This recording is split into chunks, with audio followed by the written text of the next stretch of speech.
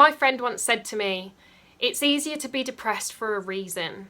And that was such a powerful thing to say. Sometimes we are depressed for a reason, but sometimes our chemicals are just imbalanced and it makes us ill and we need to reach out for help because that's what we do when we're not well. And if there's not a reason, that's absolutely okay.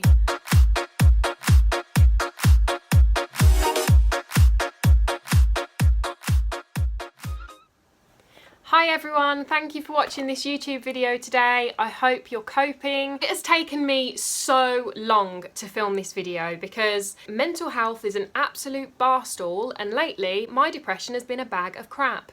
So when I asked my social media followers to send me their personal first-hand accounts of what it is to experience depression so that I can share them on YouTube and raise more understanding and more awareness, I realised when I was writing them all down that I wasn't in a very good place to be doing it. Which would lead me to my next point, that if this video about depression is going to trigger you in any way at all, please don't put yourself through it. You can always come back and watch it another time, or you never have to watch it if it's just not what you need to hear. So I'm sat on my bed because it's comfy and I have a towel next to me and I just have this on my bed all the time because my depression flares up to a point where I can just be like in a ball crying in pain and rolling around like I don't know what to do with myself. And a towel is just way easier than having like 50 rolls of loo roll. So there's a life hack for you if you've got depression. Keep a towel handy for all your snot and tears rather than loads of tissue. It's way better. Just make sure you wash it fairly often.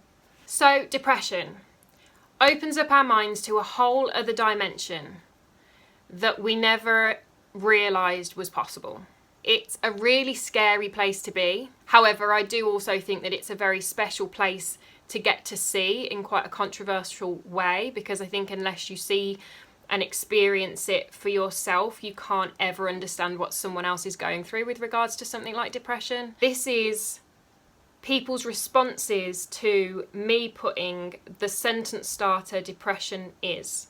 Something that smothers you like no other illness can. It's invisible and it's motionless. I think we're taught that seeing is believing, but it's just not true.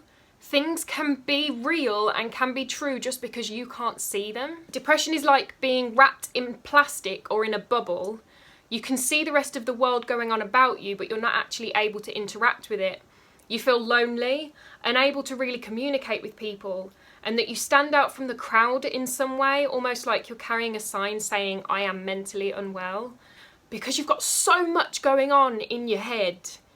How can other people not see it? You do feel like you kind of stand out. Depression is constantly feeling like I'm a massive burden to my loved ones. Ultimately, depression is a very dangerous illness, and I think a part of that danger comes from the fact that you can feel such a massive burden if you actually reach out for help, and it is just not the case.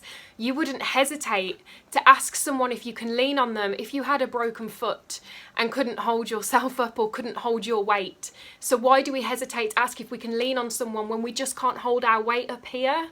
Depression is like, I want to be the nothingness that I feel, and first of all, how poetic. Secondly, there's almost like a comfort with being in that place and almost less pressure, because you kind of, you know what it's like to be there, and you kind of, sometimes it feels good to just retreat back into that place of depression. Knowing you are falling but not being able to put your hands out. The feeling of absolute loss and not seeing a way out. I wanted to speak up but no one could hear me.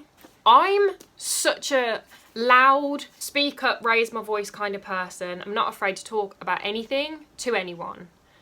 And yet I can be in my darkest moments and I won't reach out to anybody. I'll feel like a burden. All the things that I advocate people do go to absolute pot, and I just suffer in silence on my own in my room with my towel. It's a deep well of emptiness that is often covered with a thin board of false happiness to hide the dark. Like me sitting here today smiling and laughing and making the odd joke about the towel. This ain't no joke. When I'm actually curled up, it's the only thing that will actually comfort me, because I'm not reaching out and I don't feel like I can, and I'm just crying and in pain, and this is my comfort. That's no joke and that's not funny, and yet there's that thin board of happiness over that deep well of emptiness that kind of masks it. This person sent in such an interesting reply, and I'll read the whole thing so that you know that it comes from one person.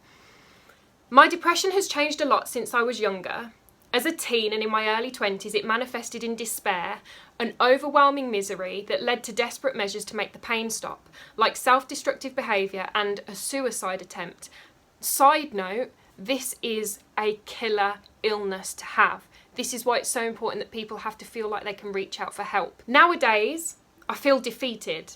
I've become so used to it fucking me up that I don't even react to it strongly anymore. I can't always tell what of my thoughts are the depression talking and what's me. I end up accepting that I'm always going to be miserable. My life's never going to be worth it, and I'll end up offing myself eventually.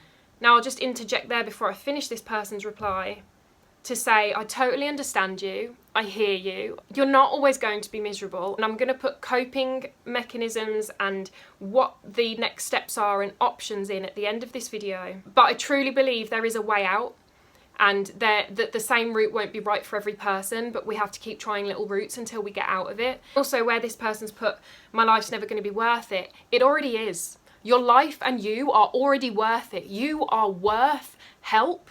You are worth being here. Your life is already worth it. There's no waiting for it to be worth it because it already is worth it. And depression used to be the thing that caused me pain, but now it's the thing that stops me caring about anything else that causes me pain. Depression is pure defeat. Depression is screaming with your mouth sewn shut. Depression is grey, heavy, insignificance. It's a cycle, a void. Depression is like being in a bubble where you can see the world, but the world can't see you. The fact that people describe it with using kind of similar words and similar imagery, I think just really emphasises how real this is. And the experiences can be so similar because it is an illness. It's not people making up this shit. The next one is you can't just snap out of it or smile. I used to be that person before my breakdown that would genuinely have been like, well, I just don't understand why people can't smile. Why are they acting that way and being miserable and inflicting that on my day? I was so privileged to have 24 years or so of just not knowing what depression was really, and I think even if it was manifesting in me, I didn't acknowledge what it was at all, and I used to put on such a face for other people. I never understood why other people couldn't just put it on for me. Massive reality check when my breakdown smacked me square in the face. Depression is no silver lining, not being able to speak, not getting dressed, feeling heavy and unable to move, and it really is so debilitating. Depression is a crushing weight of emptiness. Emptiness just keeps coming up. Not enjoying anything, not wanting to do anything, not even get out of bed. Not feeling good enough to live. Spending all of your time with someone you detest, someone who criticises everything you do and ridicules and mocks you, and that person is yourself. Avoiding all human contact, when at this moment is the moment you really need it, because you need somebody else to be able... It's really hard to figure out your own brain with your own brain. You need to reach out and let someone else help, let another brain help. Depression is not remembering a life before it. I know a lot of people who genuinely cannot remember a life before depression, and that's so understandable because it has such a massive impact. But it doesn't mean there isn't a life with depression, and it doesn't mean there isn't a life after depression. Depression isn't everything we are, but it can be a part of us and we can still have a life. Depression is keeping your cards close to your chest and no one can see the blackness inside, but it's not usually a conscious decision. It's not always a conscious decision to not reach out. You keep getting dragged further into the deepest, darkest tunnel, and when you're alone there in your bubble, that word again, when you're not pretending, hiding, or putting on your poker face, the depression hugs you and tells you that this is where you belong. I'm getting emotional. 1 minute. This is where people find comfort in it. It becomes like your comfort zone, and it's such a dangerous comfort zone to be in. Depression sure does know how to give you a hug and tell you everything is okay, to just retreat into this depression. And it is sometimes it's okay to just take a day, but we just have to be mindful of not letting ourselves be there constantly. Unfortunately, we do have to fight it at some point, and the ways of doing that are coming up. Depression seems to push every single person away from you when you need them the most, and this reminds me of something my best mate said to me. The way I acted made him realise that mental illness could make anyone do just about anything, that sometimes the way people are behaving is actually not within their control. They're ill. Depression is when nothing seems worth living for. It has an invisible power to affect events, actions, and moods. Depression makes my chronic inability to take action or make decisions absolutely unbearable. Depression is disconnection. It's hopelessness. Nothing matters, not me, my family, or my friends. It's a zombie-like state, wandering around aimlessly, without purpose. Having a purpose and overcoming problems, however small or big, are two things that help keep our mental health more stable and healthier. So for example, my car needed a new tyre today and I went and got it done, and I just felt a little lift afterwards because it feels good when you overcome a problem. Unfortunately, depression, when it kicks in, it does not let you see any purpose or any reason or have the energy or have it in you to overcome any problems. It's so difficult because then people tend to jump to, oh, well, you know, get yourself up and get yourself out and do this and do that. People, when they're at their worst depths of depression, sometimes all they can manage to do is sleep, have a cup of tea, clean their teeth. We have to go back to basics and we have to work back up to having a purpose and to overcoming problems, and you will get there again, but sometimes depression just makes those things go out the window, which is why it affects our mental health so badly, because we can't then achieve those things,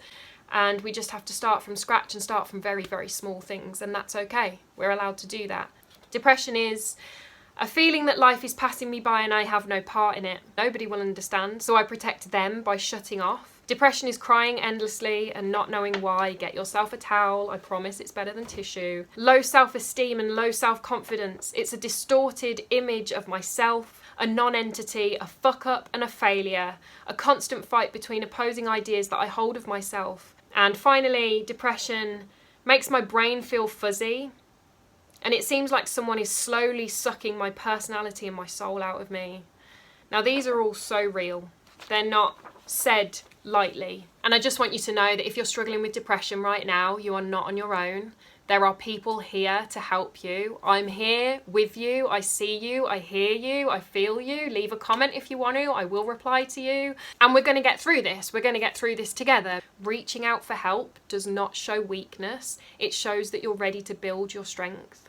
So what can we do next? Well, first of all, as much as they're not a cure, there are really small things that I would encourage you to be doing. Make sure you drink water, try and eat as nutritiously as you can. Coming from me, who struggles with eating disorders, but it's true and I'm trying myself. Get yourself some fresh air, go for a walk if you can, or at the very least, open the window and breathe some fresh air.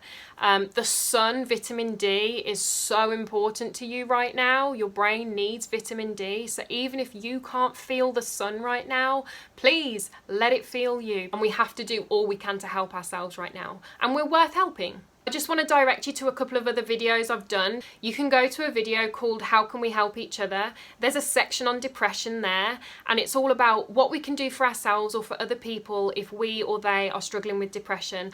There's also a video called This Is Not a Motivational Speech, and it's full of like quotes and sayings that I found really useful along my journey. The final video I'm going to direct you to today is called Acceptance, and it's just all about how regardless of what we are going through right now, including depression, we are allowed to accept ourselves how we are right now. And actually, it doesn't mean that we're accepting that we don't ever have to heal or try to feel better or reach out for help or anything like that. It's just saying that we don't just accept the future version of us when we've done all these things and got to where we want to be. We also get to accept ourselves exactly how we are right now, because that makes our life and living easier, and then actually it makes our healing and dealing easier as well. If you are struggling in any way with your mental health, please reach out. You can go to my website, which I'll put on the screen, jemimahughespoet.co.uk/support. There is a list of crisis resources on that page. Other than that, speak to someone you trust and that you feel you can confide in. See a doctor. There are so many different routes. You can go through a doctor for counselling routes, you can go through a doctor for medication routes, you can go to a doctor just to talk about your options. So please, please do that. If you can afford therapy, great, invest in yourself. It's the best investment you will ever make. If you can't afford it and there is a waiting list for the therapy or counselling that you want via the doctor or via any other avenue that you're going to, put yourself on that list. You, I promise you, you are worth waiting for. If something medication-wise has not worked for someone else, it doesn't mean it won't work for you. And similarly the other way, if it has worked, it doesn't mean it will work for you. So it's important to speak to a professional and see what they think will work for you and speak to them as openly as you can. Seek help which is catered to you. You are important. please reach out. Keep looking after yourselves, keep looking out for each other, and I will catch you soon.